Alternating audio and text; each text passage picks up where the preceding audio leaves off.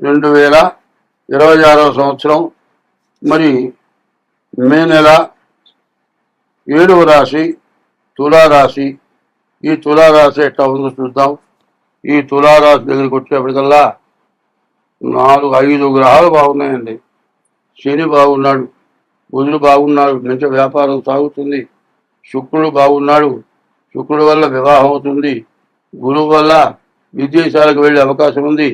కేతు వల్ల మంచి ఆదాయం, మంచి జ్ఞానం కలిగి ఎవరినైనా సరే నమ్మని వాళ్ళని కూడా నమ్మించి తన పని తను చేసుకొని తను సంపాదించుకొని బాగా బ్రతకటానికి బాగా అవకాశం ఉంది. ఈ రాశి వాళ్ళకి శని, బుధుడు, శుక్రుడు, గురువు, తర్వాత కేతువు, ఈ 4 గ్రహాలు బాగున్నాయి. ఈ 4 గ్రహాలు బాగుంటే రాహు కేతువులు మాత్రం కాలసర్ప దోషం. కుజ రవులు బాగలేవు. ఈ కుజుల వల్ల కానీ, రవి వల్ల కానీ, ఈ రాహు కేతువుల వల్ల కానీ, ఈ పాపాగ్రహాల వల్ల ఎక్కడో చోట ఇరుక్కుంటారు. ఎట్లా అంటే చీటీ పాడుకునే వాళ్ళకి హామీ ఇస్తే చీటీ పాడుకొని వాడి దాన్ని వాడు పోతాడు. హామీ ఇచ్చిన వాడు కట్టాల్సి వస్తుంది. ఏ బ్యాంకులోని సంతకం పెట్టావంటే వాడు ఎగొట్టు పోతాడు. నీ ఆస్తులు నిన్ను అమ్మినా కూడా బాకీ తీరదు. ఇట్లాంటి సమస్యల్లో ఇరుక్కుంటానికి బాగా అవకాశం ఉంది. ఎంతో చిన్ననాటి స్నేహితుడు నుండి నేనేవాడు, వాడి ప్రాణమే నా ప్రాణం, నా ప్రాణం వాడి ప్రాణం, నువ్వు చెడు మాటలు చెప్పబాకు, మా స్నేహాన్ని చెడగొట్టబాకమంటారు. చివరికి గంగలో దూకినంత పని అవుతుంది. కాబట్టి ఈ రాశివాళ్ళు, ఈ తులారాశి వాళ్ళు చాలా జాగ్రత్తగా ఉండటం మంచిది. స్వస్తి. 2026 సంవత్సరం మే నెల 5వ నెల, మే నెల. రాశి కర్కాటక రాశి, 5వ రాశి. ఈ కర్కాటక రాశి యొక్క ఫలితాలు చెప్పుకుందాం. అసలు ఈ కర్కాటక రాశి ఎటువంటిదో ముందు చూసుకుందాం. ఎందుకంటే ఈ రాశి యొక్క ఫలితం ఎట్లా ఉందో ఆలోచించాలి. ఈ కర్కాటక రాశికి చంద్రుడు అధిపతి. ఈ కర్కాటక రాశి పునర్వసు నక్షత్రం 4వ పాదంలో రామచంద్రమూర్తి ఇప్పుడు త్రేతాయుగంలో పుట్టాడు. త్రేతాయుగం, ద్వాపరయుగం, కలియుగం 5000 సంవత్సరాలైంది. అప్పటి నుంచి రాముడిని పూజించని ఇల్లు లేదు. చైత్రమాసంలో రామ కళ్యాణం చేయని బజారు లేదు. రాముడికి దండం పెట్టని మానవుడు లేడు. ఏ ఉత్తరం రాసినా శ్రీరామ అని రాయకుండా రాయనటువంటి ఏ శుభకార్యం లేదు. లగ్నపత్రి రాస్తున్నాం, శ్రీరామాన్ని ముందు పెడతాం, తర్వాత శుభం వస్తూ అంటాం, తర్వాత అవిఘ్నం వస్తూ అంటాం. శ్రీరాముడిని తలవకపోతే శ్రీ అనగా లక్ష్మి, రా అనంట మరి రకారం అగ్ని బీజం, ఆ శ్రీరాముడు మకారం మరి ఈశ్వర బీజం. శ్రీరామ శ్రీ, లక్ష్మి, రా విష్ణువు, ఉమా పరమేశ్వరుడు. కాబట్టి నారాయణ అనే 4 అక్షరాల్లో రాని తీసుకున్నారు. నమశివాయ అనే 2 అక్షరాల్లో మా తీసుకున్నాడు. రామ అయింది. ఈ రామకి రాకి శ్రీరామ అయినాడు. శ్రీ శకారం శ్రీ అమ్మవారు శ్రీకారం, అమ్మవారు. శ్రీ అనే పదం ఎక్కడైతే వస్తుందో అక్కడ అమ్మవారు ఉంటుంది. తర్వాత మరి పార్వతి, రాముడు, ఈశ్వరుడు ఇంతమంది కలిసినటువంటి రాశి ఈ కర్కాటక రాశి.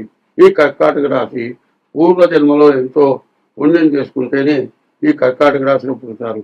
అందులో ఈ కర్కాటక రాశిలో పుష్యమి నక్షత్రం ఉంది. పుష్యమి నక్షత్రానికి ఒకటి చెబుతారు, ఇత్యాద్యవు తిష్ట పుష్యేతు పూజితో గురునామక వాగీశ శ్యామరేజ్య జీవో దేవపురోహిత.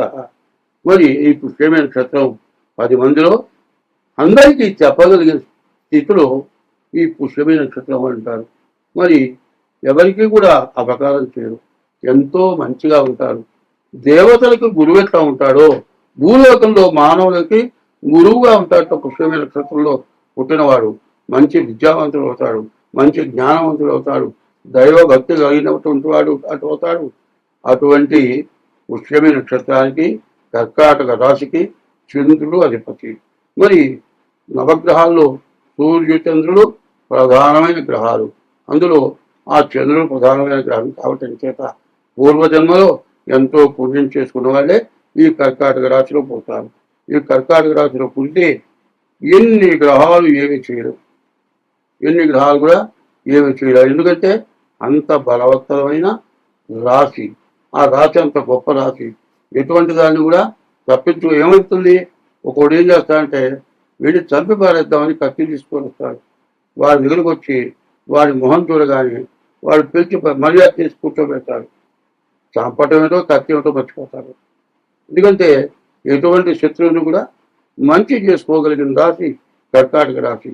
ఈ కర్కాటక రాశి పరిస్థితి ఏమి చెప్పాలంటే అష్టమంలో రవి పూజ రాహులు పూర్తిగా విరుద్ధంలో ఉన్నారు. ద్వాదశంలో గురువు ఉన్నారు. ద్వాదశంలో గురువు వల్ల ఎక్కడికి పోయినా మాట కుదరదు. ఎక్కడికి పోయినా నీ నోరే జాగ్రత్త పెట్టుకో అంటారు చాలామంది. నీ నోరు వీపుకి దెబ్బలు దాకి అని అంటారు చాలామంది. ఏమిటంటే నోరు చాలా జాగ్రత్తగా పెట్టుకోవాలి. మరి మీ నాన్న ఉన్నాట అని అడిగేదానికి, మరి నీ అమ్మ మొగుడున్నట అనేదానికి అర్థం ఒకటే కానీ ఒక మాట ఏమో సౌమ్యంగా ఉంది, ఒక మాట మరి విరుద్ధంగా కటక విరుద్ధంగా ఉంది. ఒక దెబ్బ కొట్టే తన్నులు తినేంత విరుద్ధంగా కనబడుతుంది. మరి ఇట్లాంటి వాళ్ళకి సమాధానం కూడా ఏం చెప్పారంటే, అదే మీ నాన్న ఉన్నాడంటే మా నాన్న వంట చేస్తున్నాడు, అదే మీ అమ్మ ఏం చేస్తుంది అంటే గడ్డం చేసుకుంటుంది అన్నట్ట. దీనిలా మీ అమ్మ గడ్డం చేసుకోవడం ఏంది, మీ నాన్న వంట చేయడం ఏంటంటే, మరి నీ అమ్మ ఊరున్నాడా అని అడిగితే నీకేం చెప్పాలి సమాధానం? మా అమ్మ గడ్డం చేసుకుంటుంది అన్నాను, మా నాన్న అన్నం వండుతున్నాడు అన్నా. అతను నోరు జాగ్రత్తగా పెట్టుకోమని వాడు వెంటనే సమాధానం చెప్పాడు. అట్లాగే ఈ రాశికి బుధుడు శుక్రుడు బాగున్నాడు. శుక్రుడు వల్ల వివాహం కాని వాళ్ళకి వివాహం జరుగుతుంది. మరి సంతానం లేని వాళ్ళకి సంతానం వస్తారు. మరి తర్వాత బుధుడు బాగున్నాడు. బుధుడు వల్ల వ్యాపారం బాగా సాగుతుంది. శుక్రుడు 9ంట లక్ష్మీ స్థానంలో ఉండడం చాలా విశేషమైన ఫలితం.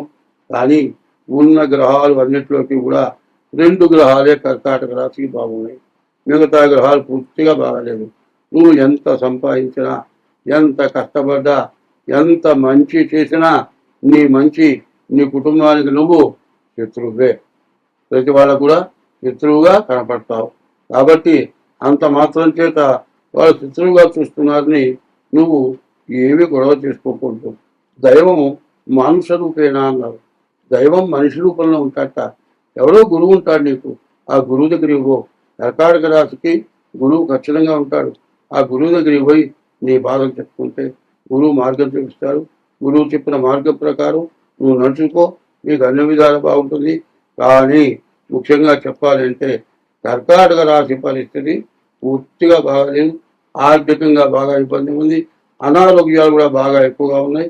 కాబట్టి ఈ రాశి వాళ్ళు ఎంత జాగ్రత్తగా ఉంటే అంత మంచిది. ముఖ్యంగా మీ డేట్ ఆఫ్ బర్త్ ద్వారా కానీ, డేట్ ఆఫ్ బర్త్ లేకపోతే అర్థ సాముద్రిక ద్వారా కానీ మీ జాతకం చూపించుకోండి. ఏముందని అని ఊరుకుంటే నీకు 60 సంవత్సరాలు వచ్చినాయి అనుకుందాం. ఈ 60 సంవత్సరాల సంపాదన మొత్తం ఏమవుతుంది, చివరికి రూపాయి మిగలకుండా మొత్తం పోతుంది. ఇంకా తర్వాత 60 సంవత్సరాల తర్వాత మరి 20 సంవత్సరాలకి 60 సంవత్సరాల దాకా ఉన్న ఓపిక 60 సంవత్సరాల తర్వాత ఈ డబ్బులన్నీ పోయిన తర్వాత ఏమాత్రం ఓపిక ఉంటుందా? మనోవ్యాధి, ఈ మనోవ్యాధిలో కుంగి కృషించి మరణించిపోవటం అనే పరిస్థితి వస్తుంది. అట్లాంటిది రాకుండా ఉండాలి. కాబట్టి మీ జాతకాన్ని జాగ్రత్తగా చూపించుకోండి. మీ డేట్ ఆఫ్ బర్త్ ద్వారా కానీ, అర్థ సాముద్రికం ద్వారా కానీ మీ జాతకం చూపించుకోండి. మీకు అన్ని విధాలు బాగుంటుంది. స్వస్తి.